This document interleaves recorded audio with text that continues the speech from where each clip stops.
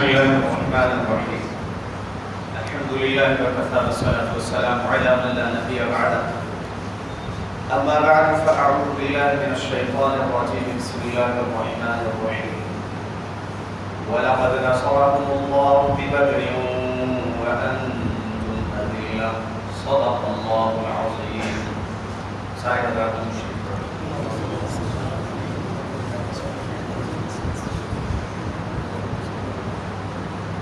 غزوہ بدر جس کے بارے میں اللہ رب العزت نے سورہ انفال میں، سورہ توبہ میں، سورہ آل عمران میں صورتیں نازل آیات نازل کی، یہ وہ غزوہ ہے جس میں پہلی بار فرشتوں نے بھی لڑائی میں حصہ لیا، کافروں کے اوپر کوڑے بھی برسائے، تلواریں بھی چلائیں۔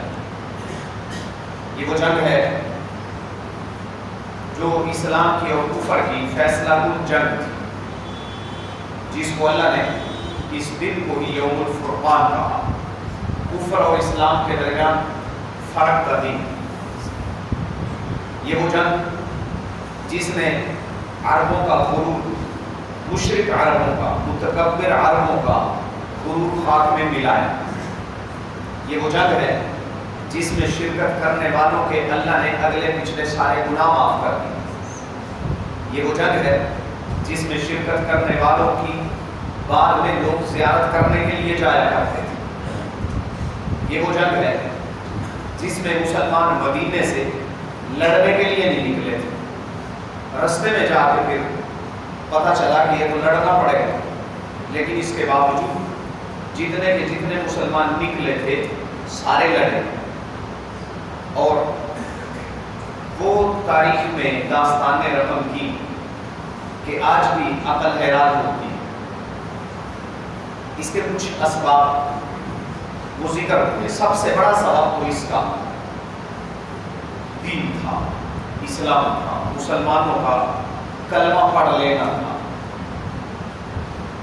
اسی سے کفر کو تکلیف تھی، قریش مکہ کو اسی سے تکلیف تھی کہ یہ نیا دین کیوں لے آئے، حالانکہ یہ نیا دین نہیں تھا، وہی جو سارے کے سارے انبیاء لے کے آتے رہے وہی دین تھا، اس کے اصول وہی تھے، اس میں توحید وہی تھی، اس میں آخرت کا تصور وہی تھا، جزا و سزا کا تصور وہی تھا جو پہلے ادیان میں تھا۔ لیکن اس کے باوجود مشرکین کے چونکہ عقیدے میں ذرا پڑی تھی، ان کے اتنے سینکڑوں ہزاروں بتوں کو اللہ کے نبی صلی اللہ علیہ وسلم نے یہ کہا کہ یہ کچھ بھی نہیں کر سکتے، اس لیے ان کو غصہ آیا، تو انہوں نے مسلمانوں کو تہس نہس کرنے کا فیصلہ کیا۔ کچھ اور اسباب بھی، ابو جہل نے جو دھمکی دی تھی وہ آپ حضرات کو یاد ہو، بدلے میں حضرت سعد بن معاذ رضی اللہ تعالی عنہ نے جو ان کو چیلنج دے دیا تھا کہ ٹھیک ہے پھر قافلے کو وہیں سے لے کے جانے ہیں، یہ معاملہ بھی تھا۔ سیاسی طور پر بھی عربوں کا پورے جزیرہ عرب میں مکے والوں کی عزت زیادہ تھی، قریش مکہ کو ہر ایک جگہ عزت کی نگاہ سے دیکھا جاتا تھا، سیاسی طور پر بھی، اقتصادی طور پر ان کی یہ دونوں حیثیتیں چیلنج ہو گئی، مسلمانوں نے چیلنج کر دی تھی۔ تھوڑی سی اور اس میں ذرا گہرائی میں جا کے دیکھیں تو اندازہ ہوتا ہے کہ یہ وہ لوگ تھے جنہوں نے مسلمانوں کی جائیدادوں پہ قبضے کیے، یہ وہ لوگ تھے جنہوں نے مسلمانوں کے بنگلوں اور کوٹھیوں پہ قبضے کیے، یہ وہ لوگ تھے جنہوں نے مسلمانوں کے کاروباروں پہ قبضے کر لیے، یہ وہ لوگ تھے جنہوں نے مسلمانوں کو مجبور کر دیا کہ وہ اپنے گھر چھوڑ کے چلے جائیں۔ خود نبی مکرم صلی اللہ علیہ وسلم جس شہر میں 53 سال رہے، جہاں بچپن گزرا، جہاں جوانی گزری، جہاں پہلی بار آسمان سے، اللہ سے، فرشتوں سے رابطہ ہوا، وہ غار حرا اسی شہر میں تھا، اس شہر کو چھوڑ کے جانا کوئی معمولی بات نہیں۔ یہ وہ شہر تھا جس کے پتھر بھی نبی صلی اللہ علیہ وسلم کو سلام کیا کرتے تھے، اس شہر کو چھوڑ کے جانا کوئی آسان معاملہ تو نہیں۔ اور چھوڑ کے کیسے گئے تھے؟ جس رات اللہ کے نبی صلی اللہ علیہ وسلم نے ہجرت کی اس رات کم از کم 15 بڑے سرداروں نے اللہ کے نبی صلی اللہ علیہ وسلم کے گھر کو گھیرا ڈالا ہوا تھا، قاتلانہ حملہ کرنا تھا اس رات میں۔ تو جنہوں نے قاتلانہ حملے کی پوری سازش کی، جنہوں نے حرم میں اللہ کے نبی صلی اللہ علیہ وسلم پہ غلاظتیں پھینکی ہوں، جنہوں نے اللہ کے نبی صلی اللہ علیہ وسلم کے صحابہ کو کوئلوں کے اوپر لٹا دیا ہو، جنہوں نے اللہ کے نبی صلی اللہ علیہ وسلم کے صحابہ کے گلے میں رسی ڈال کر گلیوں میں گھسیٹا ہو، جنہوں نے اللہ کے نبی صلی اللہ علیہ وسلم کا ساتھ دینے والی حیا والی پاک باز عورتوں کو بھی معاف نہ کیا ہو، ان پہ بھی گھنٹوں تشدد کیا ہو، اور جنہوں نے مدینہ جا کر مسلمانوں کی چراگاہ پہ حملے کیے ہو، قرظ بن جعفر فہری بعد میں مسلمان ہو گئے تھے اگرچہ، یہ ڈاکو تھے، مدینہ مکے والوں نے اس کی خدمات حاصل کی مسلمانوں کو مرعوب اور خوفزدہ کرنے کے لیے، لہٰذا اس نے پھر مدینے کی چراگاہ پہ حملہ کیا جہاں اللہ کے نبی صلی اللہ علیہ وسلم کے اونٹ بھی چل رہے تھے دیگر مسلمانوں کے، یہ ڈاکہ ڈالا اس نے، اونٹ لے کے چلا گیا۔ تو کیا ان لوگوں کو یوں ہی چھوڑ دیا جاتا؟ کیا وہ لوگ جنہوں نے مسلمانوں کی جائیدادوں پہ قبضہ کر کے، مسلمانوں پہ کے کاروباروں پہ قبضہ کر کے، ان کے گھروں پہ قبضہ کر کے، ان کو گھروں سے نکال کے، ان کے نبی پہ قاتلانہ حملے کی پوری پلاننگ کر کے پھر اپنے کاروبار کو پروان چڑھایا ہو، تو کیا ان کو یوں ہی چھوڑا جا سکتا تھا؟ اور اب کی دھمکیوں پہ دھمکیاں دے رہے ہو۔ یہ کچھ اسباب ہو جو عقل میں آتے، سمجھ میں آتے، لیکن مسلمانوں نے پھر بھی کوئی ایسی کارروائی نہیں کی کہ ان کو یوں قتل کیا ہو، ان کو تشدد کا نشانہ بنایا ہو کہ مکے میں ہمارے اوپر تشدد کرتے تھے، اب یہاں سے مدینے سے کیوں گزر کے جاتے ہیں، ہم بھی ماریں گے، ایسا تو نہیں ہوا تھا۔ ہاں، آج کی 21ویں صدی کی دنیا جو یہ سمجھتی ہے کہ سب سے مؤثر مہذب حملہ دشمن پہ یہ ہے کہ ان کو اقتصادی طور پر مفلوج کر دیا جائے، یہ اللہ کے نبی صلی اللہ علیہ وسلم نے اس دور میں کیا اور یہ اللہ کی طرف سے ہدایات تھی۔ یہودیوں کے خلاف جو کارروائی ہوئی تھی نا، اللہ نے اس لیے ریکارڈ کا حصہ بنایا، ما قطعتم من لینۃ او ترکتموها، کوئی بھی درخت آپ نہیں کاٹ رہے تھے یا نہیں چھوڑ رہے تھے مگر اللہ کے حکم سے تھا وہ سارا کچھ۔ تو یہ ان کے اوپر اقتصادی دباؤ جو قرآن نے بھی ذکر کیا، اس لیے جو لوگ قانون بین الممالک کا مطالعہ کرتے ہیں، جانتے ہیں، یعنی انٹرنیشنل لا جن کو پتہ ہے، وہ بھی اس بات کی تصدیق کرتے ہیں کہ جس دشمن نے جینا محال کر دیا، جس دشمن نے پوری کی پوری قیادت کو ختم کرنے کی، جڑ سے اکھاڑ پھینکنے کی، یا پوری کی پوری ریاست کو للکار دیا، ان کو اقتصادی طور پر مفلوج کرنا، ان کو معاشی طور پر ذرا سبق سکھانا، یہ تو حق ہوا کرتا ہے، یہ حق ہوا کرتا ہے۔ یہ باتیں اس لیے وضاحت کر رہا ہوں آپ حضرات کو پتہ چلے، کیونکہ کئی سارے مستشرق، وہ کافر، وہ اہل کتاب کافر جنہوں نے اللہ کے نبی صلی اللہ علیہ وسلم کی سیرت پڑھی ہو، لکھی ہو، اسلامیات کو پڑھا، اسلام کو پڑھا ہو اور پھر اس کے بارے میں لکھا ہو، یہ مستشرق کہلاتے ہیں۔ ان میں جرمنی کا شپرنگر اور برطانیہ کا جو یہاں سب کانٹیننٹ میں جرنیل بھی تھا ولیم میور، انہوں نے بہت زیادہ بکواس کی اور یہ تاثر دینے کی کوشش کی دنیا کو کہ مسلمان کو قریش کے قافلے لوٹا کرتے تھے، لوٹنے کے لیے نکلتے تھے، اور ثبوت میں پتہ ہے کیا کہیں گے؟ اپنی کوئی بھی سیرت کی کتاب اٹھا کے دیکھ لو، اس میں تمہیں پتہ چلے گا مسلمان قریش کے قافلے کو روکنے کے لیے گئے لیکن قریش کا قافلہ نکل گیا، پھر اس کے بعد گئے قریش کا قافلہ نکل گیا، پھر لوٹنے کے لیے گئے قریش کا قافلہ نکل گیا۔ مسلمانوں کی پلاننگ کیا اتنی کچی تھی کہ ہر بار وہ نکل گئے؟ نہ، مسلمان ابھی مرعوب کرنا چاہ رہے تھے کہ یہ تمہارا راستہ اب اتنا آسان نہیں رہا، اب اتنا آسان نہیں رہا۔ تو اور یہ حق انٹرنیشنل لا دیتا ہے، عقل یہی کہتی ہے، یہ تو وہ لوگ تھے لہٰذا ولیم بیور جیسا بدبخت یا شپرنگر جیسا اپنی قبر کو خالی کرنے والا ان کی تحریروں سے متاثر ہو کر کچھ لوگ شک و شبے میں پڑ جاتے ہیں، شش و پن میں پڑ جاتے ہیں، ہاں یار سیرت کی تو ہر کتاب میں یہی لکھا ہے، تو کیا غلط لکھا ہے؟ ٹھیک ہے، ٹھیک لکھا ہے، مسلمانوں کو تو چاہیے بھی یہ تھا، انہوں نے تو اللہ کے نبی کی اونٹنی اغوا کر دی، مسلمان عورتوں کو بھی اغوا کیا، تو کیا اتنا بھی حق نہیں کہ ان کو ذرا دھمکایا جائے کہ نہیں آپ سوچ سمجھ کے گزرنا اس علاقے سے، سوچ سمجھ کے گزرنا، وہ اللہ کا گھر جہاں ہر کسی کو جانے کی اجازت، اس کے بارے میں ابو جہل نے کہا ہم تمہیں یہاں طواف بھی نہیں کرنے دیں، اور دنیا جانتی ہے 6 ہجری میں مسلمان عمرے کے لیے جا رہے تھے، ان کو واپس بھیج دیا تھا، یعنی 6 سال تک تو مسلمان گئے ہی نہیں تھے، اب 6 سال بعد جانے لگے صلح حدیبیہ کے موقع پر، تب بھی نہیں جانے دی، باقی پوری دنیا کو آنے کی اجازت تھی، ان کو آنے کی اجازت نہیں تھی، تو کیا ان کو ہار پیش کیے جاتے؟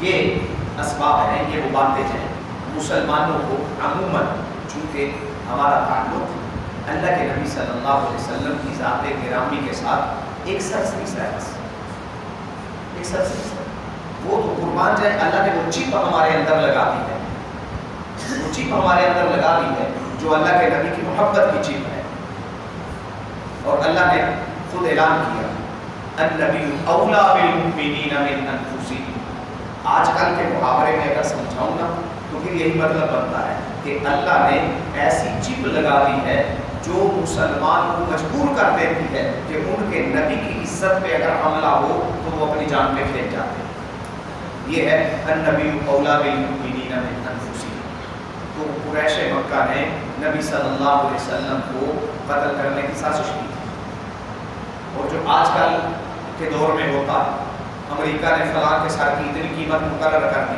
سب سے پہلے اسلام میں کس کے سر کی قیمت مقرر ہوئی؟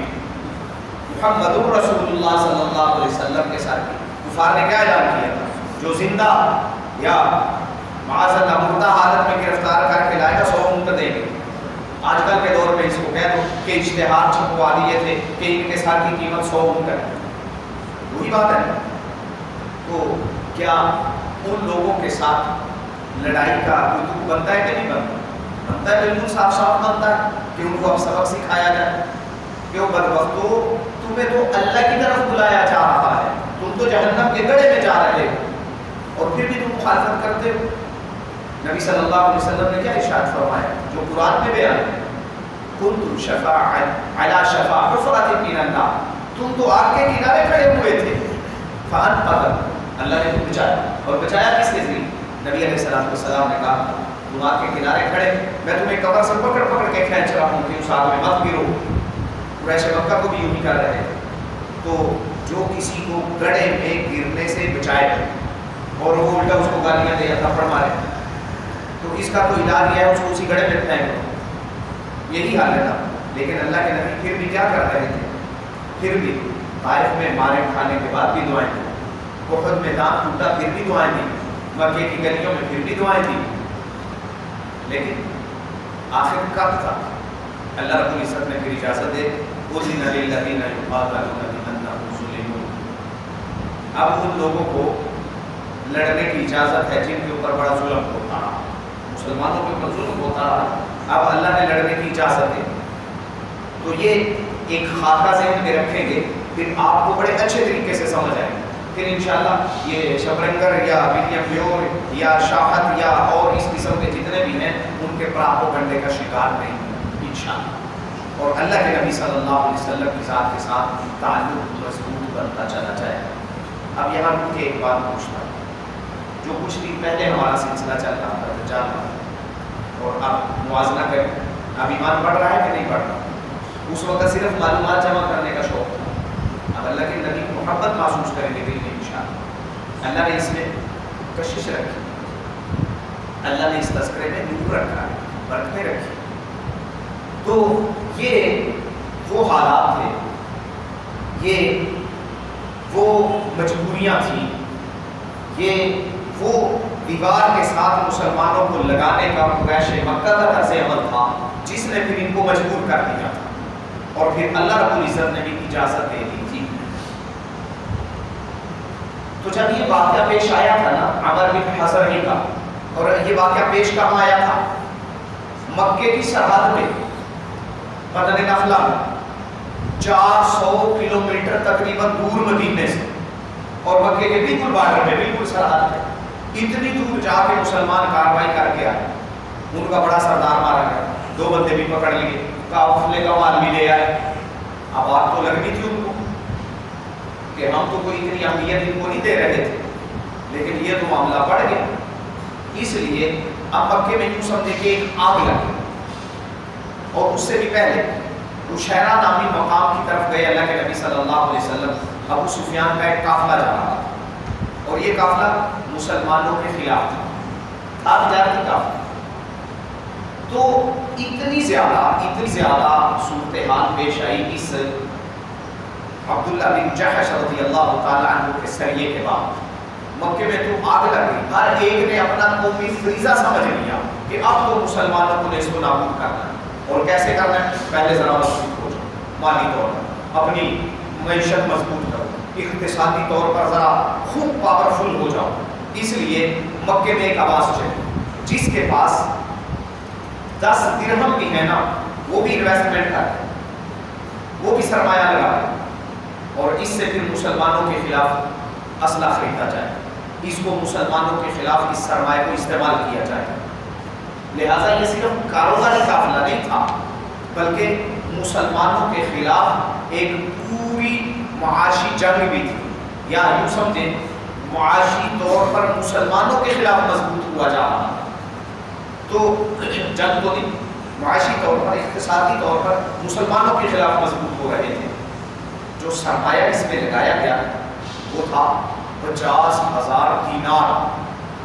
دینار کہیں یا مثقال کہیں یا فارسی میں اشرفی کہیں، ایک ہی مطلب ہوتا ہے اس کا. یہ سونے کا ایک سکہ ہوا کرتا تھا، تقریباً 4.25 گرام کا، 4.374 گرام.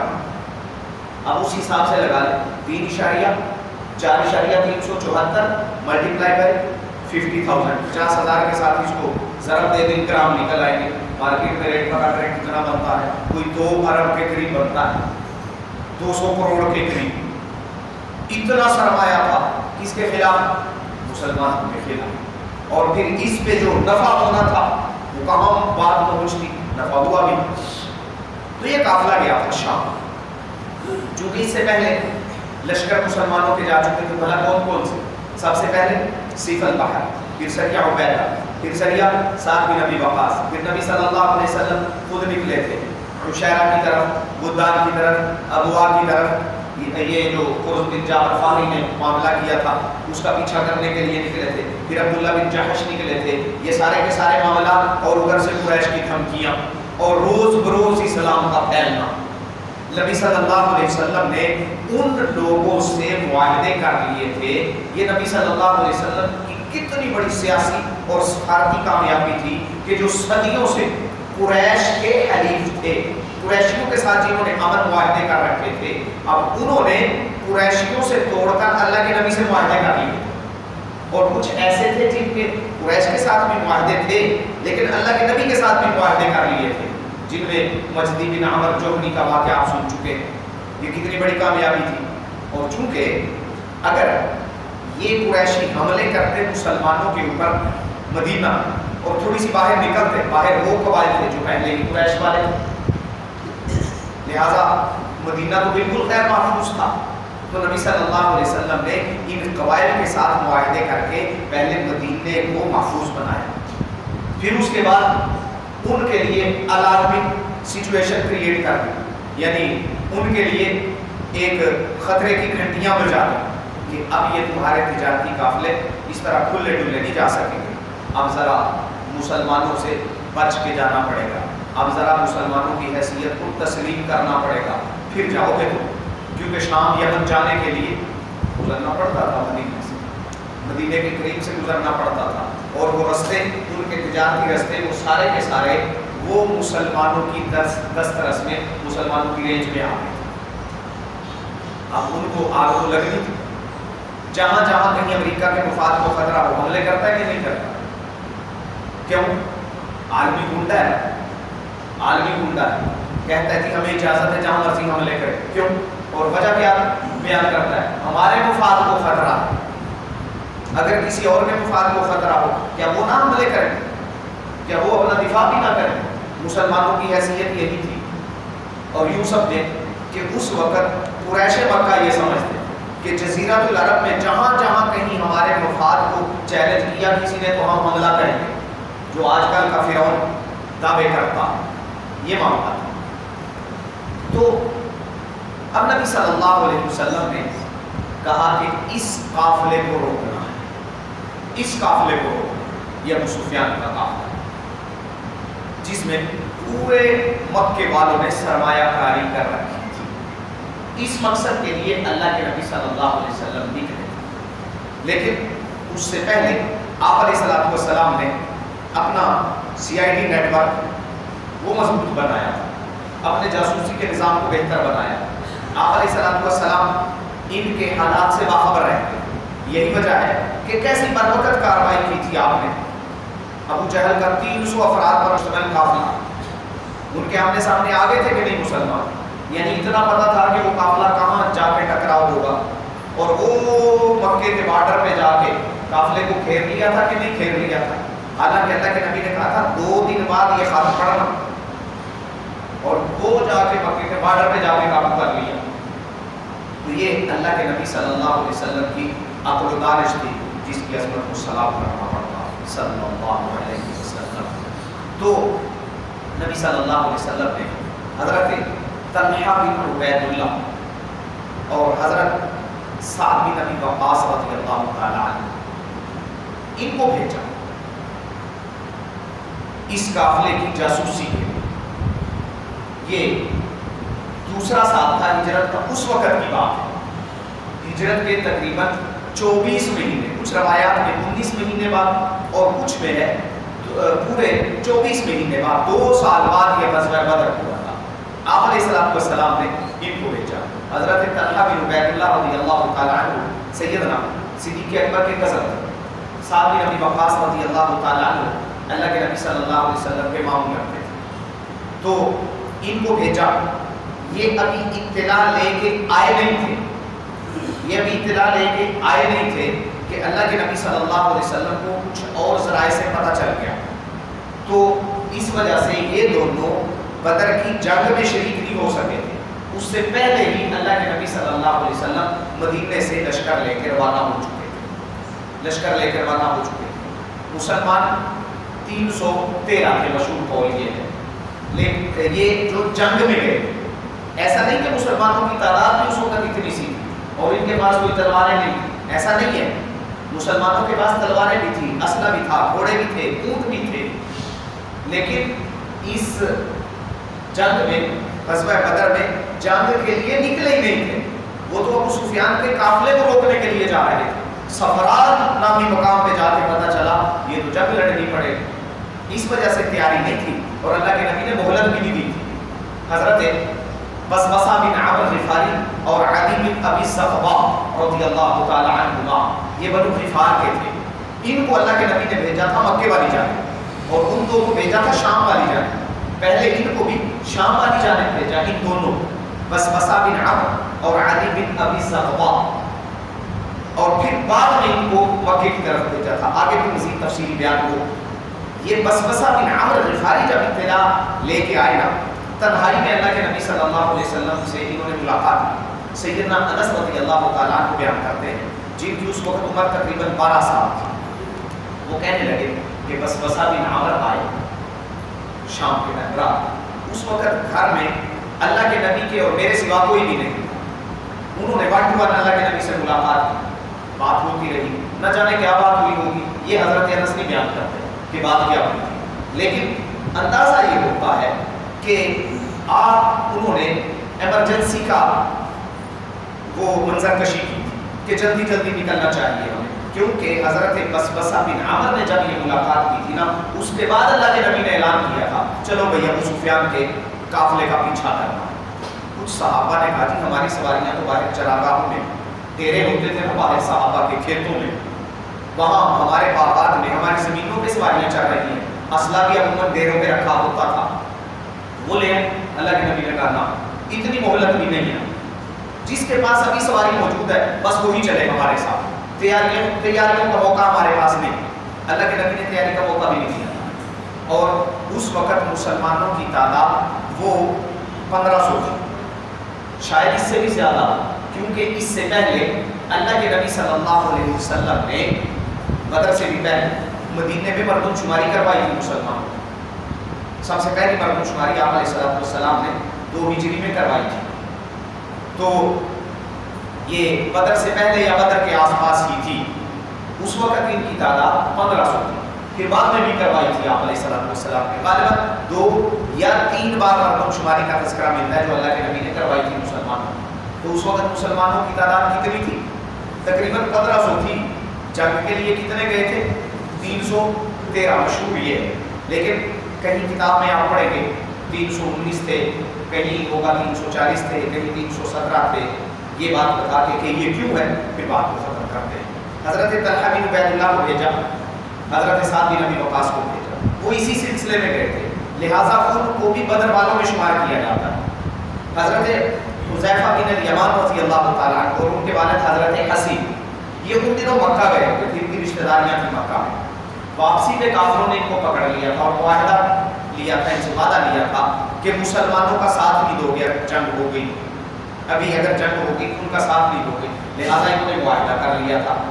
تو یہ بھی وہاں میدان میں پہنچے تھے، لیکن پھر بتایا کہ ہمارا یہ معاہدہ بھی ہوا ہے، اللہ کے نبی نے کہا بس پھر تم نہ ڈرو۔ حضرت بسبسہ بن عمرو اور عدی بن ابی زغوا ان کو بھیجا ہوا تھا، اور اس کے علاوہ حضرت عثمان غنی رضی اللہ تعالیٰ عنہ کو اللہ کے نبی نے مدینے ہی میں چھوڑ دیا تھا، کیونکہ نبی صلی اللہ علیہ وسلم کی صاحبزادی حضرت عثمان غنی رضی اللہ تعالیٰ عنہ کی اہلیہ حضرت رقیہ وہ بیمار تھی، ان کو چیچک کی بیماری تھی اور پتہ نہیں تھا بچے کہ نہ بچے، لیکن اس کے باوجود اللہ کے نبی نے یہ نہیں کہا کہ میری بیٹی کا تو پتہ نہیں بچے کہ نہ بچے، کچھ دن ٹھہر کے چلے جائیں گے۔ اللہ کے نبی نے کہا نہیں جانا، ایسی صورتحال تو ان کو چھوڑ دیا تھا خود اللہ کے نبی نے، اور ان کی مدد کے لیے اسامہ بن زید کو چھوڑا تھا کہ تم عثمان کی مدد کرنا، گھر کے کام کاج کا خیال رکھنا، اس لیے چونکہ اللہ کے نبی ان کو خود چھوڑ کے گئے تھے، ان کو بھی بدر والوں میں شمار کیا گیا، اس وجہ سے یہ تعداد کا اختلاف ہوتا ہے۔ اللہ کے نبی صلی اللہ علیہ وسلم کس طرح سے نکلے، جھنڈے کس کے پاس تھے، اونٹوں کی کیا ترتیب تھی، جنگی تیاری کیا تھی، اس کی وضاحت انشاءاللہ آئندہ درس میں اللہ رب العزت ہمیں اپنے محبوب صلی اللہ علیہ وسلم کے ساتھ سچی محبت نصیب فرمائے، اور جو جذبہ، جو جوش، جو غیرت، جو محبت صحابہ کو تھی